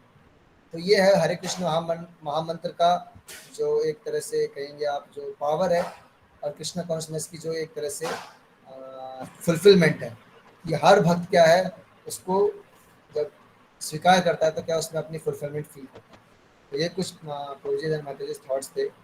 तो मैं कई सारी चीज़ें थी इसमें, आई एम ट्राइंग टू अपना को रोक रहा था कि हम ज़्यादा चीज़ों को एलोबरेट ना करें, लेकिन क्योंकि इसमें बहुत सारी टीचिंग्स हैं और बहुत सारी चीज़ें समझाई जा सकती हैं, लेकिन क्योंकि समय की एक तरह से कहेंगे पाबंदी है, तो जो इम्पोर्टेंट पॉइंट्स लगे मुझको मैंने समझाने का प्रयास किया। हो सकता है इसमें और भी कई सारे वो इम्पोर्टेंट पॉइंट्स हैं मैं समझा नहीं पाया, उसके लिए क्षमा चाहता हूँ। तो जो भी मैं अपनी तरफ से जो सीमित बुद्धि है उसकी तरह समझा पाया, तो आई होप किसी को कोई क्वेश्चन नहीं होगा और अगर है भी तो एटलीस्ट एक क्वेश्चन मैं ले सकता हूँ। बाकी कोई डिवोटी अगर जाना चाहें तो प्लीज़ जा सकते हैं, मैं टाइम से ज़्यादा मैंने ले लिया ऑलरेडी। तो थैंक यू वेरी मच। और शायद किरण सैनी माता जी का कोई प्रश्न है। जी माता जी। ये जो आप कृष्णा बुक सीरीज से कृष्णा बुक से पढ़ा रहे हैं? हाँ जी माता जी। जी प्रभु जी, मेरे को थोड़ा क्योंकि काफी बीच में गैप हो गया था तो ओके मैं ओके सुन नहीं पाई थी, तो इसलिए माता जी, हाँ चैप्टर 20 है ये। अच्छा कृष्णा बुक में देखेंगे तो डिस्क्रिप्शन ऑफ ऑटम, शरद ऋतु का वर्णन है इसमें। तो इसी में हम लोग इसी में चल रहे हैं अभी। हम मेरे ख्याल से हमने 3-4 पेजेस कंप्लीट कर लिए होंगे। तो आप किसी और जो डिवोटी से कांटेक्ट कर सकते हैं, वो आपको एग्जैक्ट वो बता देंगे। नीति माता जी हेल्प कर सकते हैं। प्रभु जी मैं ग्रुप में डाल दूंगी। हाँ हाँ प्लीज। हाँ, नंबर डाल दीजिए आप नीति माता जी। हाँ जी मैं ग्रुप में डाल दूंगी, पेज नंबर और वो सब जो भी है ना, चैप्टर का नाम। आपको किस प्रश्न है माता जी? वो क्लियर है। थैंक यू वेरी मच माता जी। हिंदी।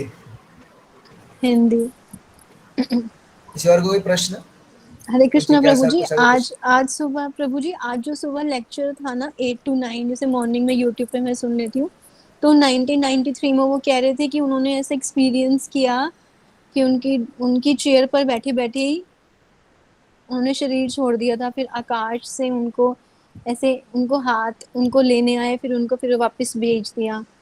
वो जो हैं जिन्होंने आज लेक्चर किया था उनके बारे में थोड़ा सा बता सकते हैं? एक्चुअली माता जी दिस टाइम आई एम इन फरीदाबाद। तो अच्छा ओके, इसलिए आप नहीं थे पंजाबी बाग सुबह?